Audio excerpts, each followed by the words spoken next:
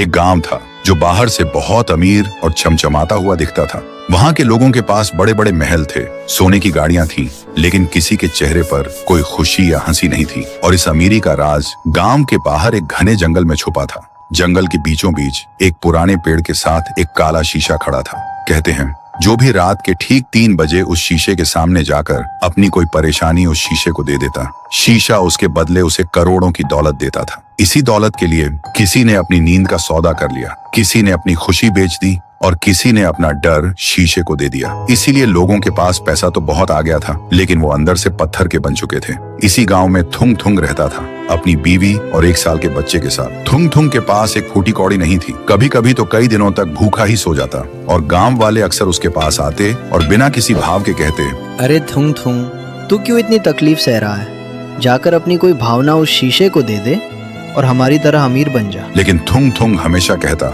मेरी इंसानियत और मेरे जज्बात किसी दौलत से ज्यादा कीमती है।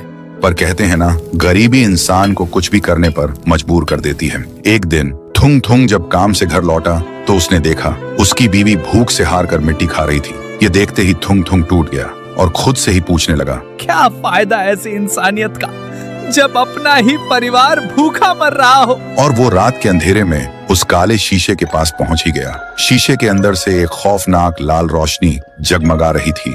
तभी एक डरावनी आवाज गूंजी, आओ मुझे अपनी कोई सबसे प्यारी भावना दो और बदले में दुनिया की सारी दौलत ले जाओ। थुंग थुंग ने रोते हुए कहा, मेरे पास कुछ नहीं है, बस ये मेरी गरीबी का दर्द और मेरे आंसू है।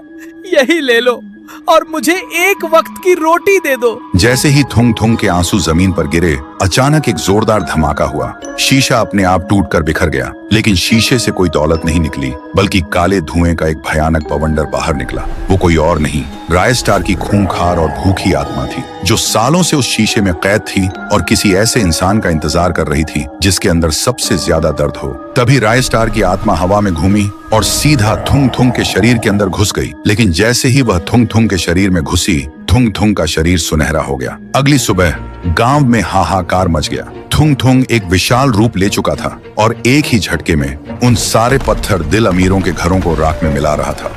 तभी वहां एक बाबा आया। बाबा ने अपनी जादुई ढाल आगे करते हुए चिल्लाकर कहा, रुक जाओ रायस्टार, इस बेकसूर थुंग थुंग के शरीर को छोड़ दो।